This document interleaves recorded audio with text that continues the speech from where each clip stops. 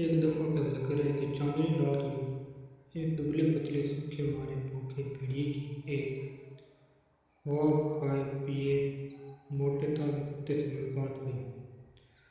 دعا سلام کے بعد بھیڑیے نے اس سے پوچھا، اے دوست، تو خوب تر و تازہ دکھائی دیتا ہے۔ سچ کہتا ہوں کہ میں نے تجھ سے زیادہ موٹا تازہ جانور آج تک نہیں دیکھا۔ بھائی، یہ تو پتہ ہے کہ اس کا کیا راز ہے۔ میں تجھ سے 10 گنا زیادہ محنت کرتا ہوں اور اس کے باوجود بھوکا مرتا ہوں۔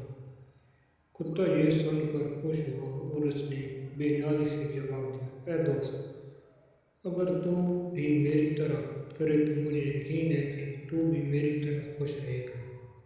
بھیڑیے نے پوچھا، بھائی جلدی بتا، وہ بات کیا ہے؟ کتے نے جواب دیا، تو بھائی میری طرح رات کو گھر کی چوکیداری کر اور چوروں کو گھر میں نہ گھسنے دے۔ بس یہی کام ہے، بھیڑیے نے کہا۔ بھائی میں دل و جان سے یہ کام کروں گا۔ اس وقت میری حالت بہت تنگ ہے، میں ہر روز کھانے کی تلاش میں سارے جنگل میں رہنا پریشان مارا پھرتا ہوں، بارش پالے اور برف باری کے صدمے اٹھاتا ہوں، پھر بھی پیٹ پوری طرح نہیں بھرتا۔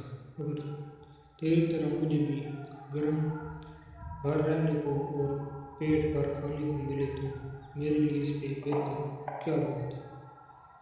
کتے نے کہا، یہ جو کچھ میں کہہ رہا ہوں سچ ہے، اب تو فکر مت کر، بس میرے ساتھ چل۔ یہ سن کر بھیڑیا کتے کے ساتھ ساتھ چل دیا۔ ابھی وہ کچھ دور ہی گئے تھے کہ بھیڑیے کی نظر کتے کے گلے میں پڑے ہوئے اس نشان پر پڑی جو گلے کے پٹے سے پڑ گیا تھا۔ بھیڑیے نے پوچھا، اے دوست، تیرے گلے کے چاروں طرف یہ کیا نشان ہے؟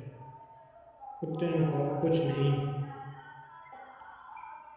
بھیڑیے نے پھر کہا، اے دوست، بتا تو صحیح یہ کیا نشان ہے؟ کتے نے دوبارہ پوچھنے پر جواب دیا، اگر تو اصرار کرتا ہے تو سن۔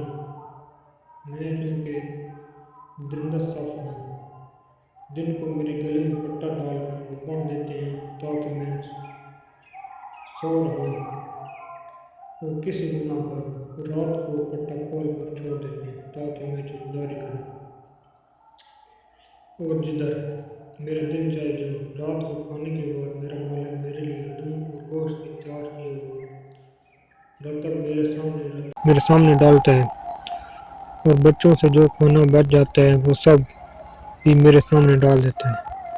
گھر کا ہر آدمی مجھ سے پیار کرتا ہے۔ جمع خاطر رکھ، یہی سلوک جو میرے ساتھ کیا جاتا ہے وہی تیرے ساتھ ہوگا۔ یہ سن کر بھیڑیا رک گیا۔ کتے نے کہا، چلو کیا سوچتے ہو؟ بھیڑیے نے کہا، اے دوست، مجھے تو بس معاف کر۔ یہ خوشی اور آرام تجھے ہی مبارک ہو۔ میرے لیے تو آزادی ہی سب سے بڑی نعمت ہے۔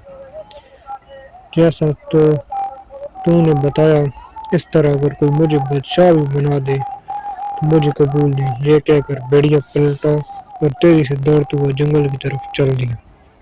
اس کہانی سے ہمیں یہ سبق ملتا ہے کہ ہمیں کسی کی غلامی نہیں کرنی چاہیے، کسی کا کتا نہیں بننا بلکہ بھیڑیا بن کر یہی ہماری زندگی کا مقصد ہے۔